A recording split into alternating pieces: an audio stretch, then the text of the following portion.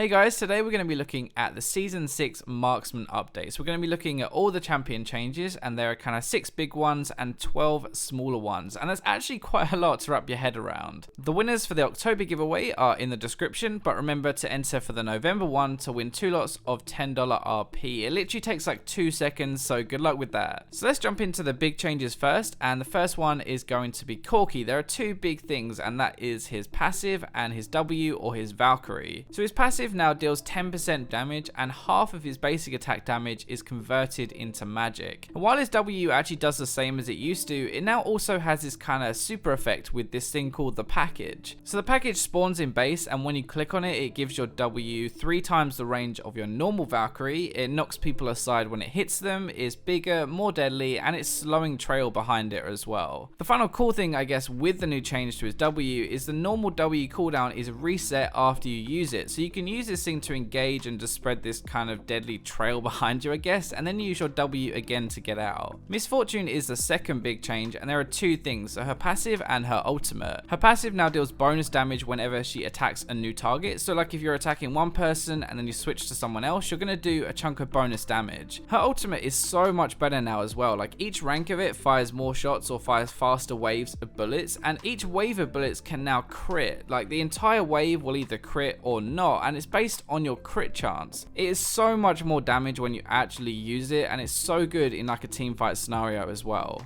Moving on to Graves, and this is the third big change, and you guys know that I love Graves, and I actually like what they've done with him. Now, his passive is now in 3 parts. So the first part is Graves actually has ammo, and he has to reload when he runs out of ammo. Now, yes, you actually use his ammo when you're basic attacking, so it's not like for a spell or anything, you just basic attack, and you use the ammo, and after you're out of ammo, you have to reload. Now, even though you do have to reload, your attacks now fire like an actual shotgun. It like fires 4 bullets or 8 bullets when he crits. It deals a flat amount of damage and then reduced damage for additional bullets that hit the target. The third part is that bullets can't pass through units, but minions and monsters that are hit by more than 1 bullet will be knocked back. So his Q has also been completely changed. It fires a round that does damage to enemies in a line, and at the end of the line, or if it hits a wall, it explodes, dealing damage to nearby enemies. It sounds weird, but it's kind of like a capital T shape, like it fires up the middle and then explodes in a line at the top. The final thing is a little bit smaller, but his True Grit passive has now been moved to his E, and it's going to stack up to 4 times, but it grants a ton of armor and magic resist. I mean like an absolute ton, by the way. Like if it stays as it is on the PB now, at rank 5 with 4 stacks, it's going to grant 120 armor. Like 120, that is so much, it's crazy. So the fourth one is going to be Caitlyn, and even though these changes don't look like too much, like they haven't actually changed too much, I think they're going to have a really big impact, and she's going to be really strong in Season 6. So her headshot passive is basically the same, but with a very slight change. Now when someone steps in one of your traps or is hit by your net, your next attack against them will automatically be a headshot. Another nifty little thing is you actually also have double range against those targets, so you can hit them from really far away if they're in a trap or they've been netted by you. Your traps, your W, are now also on a recharge system, kind of like Temu shrooms, I guess, instead of just having a flat cooldown. Traps are going to last for 90 seconds, but trapped enemies will take increased damage from your passive headshot, and obviously set up your passive as well for the double range. So while your W is active, Cogmore attacks twice as fast, and even his attack speed cap is doubled to 5 attacks a second. So his W still has a percentage health damage, but during it, while it's actually active, your autos deal less damage to champions to kind of compensate for how fast you're going to be attacking. Even though you're going to be doing less per auto attack, it's still going to apply all the full effects from on hit. So things like Blade of the Ruined King is still going to apply on every single attack, which is really ridiculous. His ultimate has also almost completely been reworked. It now deals damage based on how much health they are missing. To give you an idea of how much it actually increases with how much health they're missing, above 50% it does roughly 70 damage. Between 25% and 50% it does 140, and below 25% it does 210. You can see the kind of difference it makes. Like if you hit someone at full health, then you're going to be doing 70 damage, and if you hit them under 25%, you're going to be doing 3 times as much. I guess it's way more more about finishing someone off than poking now. Now the final big change is going to be to Quinn, and your Q doesn't blind anymore. That's probably the biggest change. Instead, it fires at a target and marks them as vulnerable like her passive does, while also doing damage to everyone around the target that it hits. Even though the blind is kind of a really big deal, her ultimate is completely different as well. It's really now just a way to move around the map a lot faster. It has a 2-second channel at the start, and then Valor picks up Quinn. They both actually stay on the map. When you're flying around like that, you can use this thing called Sky Strike to deal bonus damage to nearby enemies and mark someone with her passive. So getting picked up by Valor doesn't have a cooldown, but the Sky Strike deals a ton less damage than it used to, and it's really about moving around the map faster than assassinating people.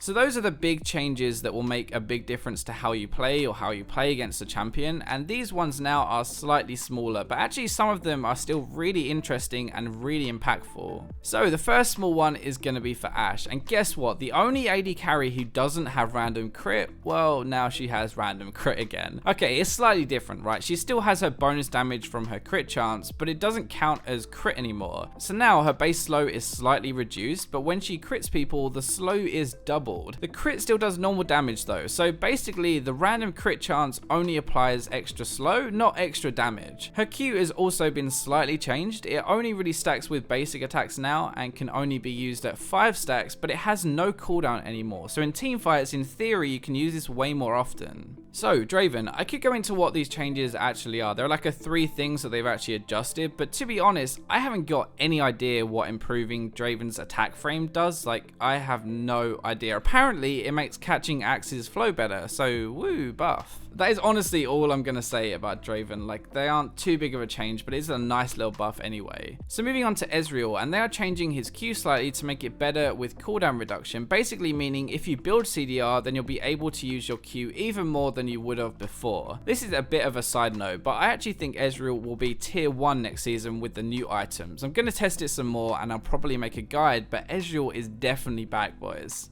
So JINX is one of the few champions where they're actually reducing her power a little bit onto the PvE moving into Season 6. The first thing they're doing is actually a kind of a buff. They're making her passive able to stack, and it's kind of the attack speed part, not the movement speed part, and increasing the duration of her get excited as well. The nerf part is that she now has an attack speed penalty while using fishbones or her rockets. This honestly makes a lot of sense. Like, there was almost never a reason to switch to minigun late game, but now you're probably going to have to, at least in some situations. KALISTA is getting a few little tweaks that reduce her early power a little, and okay, well actually it's not really her power, it just kind of makes her easier to deal with. Her jump speed, so how fast she hops from one place to another, now only scales with attack speed instead of her boot, so she's going to be slower early game but faster late game. LUCIAN is also getting a small tweak. His ultimate no longer scales with attack speed, and it fires bullets based on your rank. So when you level up and when you get your like rank 1, 2 and 3 ultimate, you're going to be doing more damage with your ultimate and firing more bullets. This is actually a lot cooler than it looks because it means that you don't lose damage if you go for a more AD spell based build like Triforce for example. So moving on to Sivir, and Sivir's always had this little problem where she goes to late game and she doesn't really do as much damage as other people, and this kind of goes somewhat to fixing that, which is really cool. Her W cooldown now begins on spellcast rather than when it ends. So even though the actual cooldown is going up a little bit, late game this is going to mean that you can basically have it active all the time, and it'll be doing so much AoE damage in teamfights. With Tristana, there are actually quite a few small changes to her kit, but they are things that most people honestly didn't even realize too much anyway, or definitely didn't play around. The big change with Tristana is really that her E should be easier to do damage with now, and especially combined with her jump, which resets when your E explodes on max stacks. I think the idea with this change is that you put your E on someone, you jump on someone, do a bunch of damage, and then you can just jump again onto them to do bonus damage or jump away to get out of it. And it's just a really cool, nifty little trade.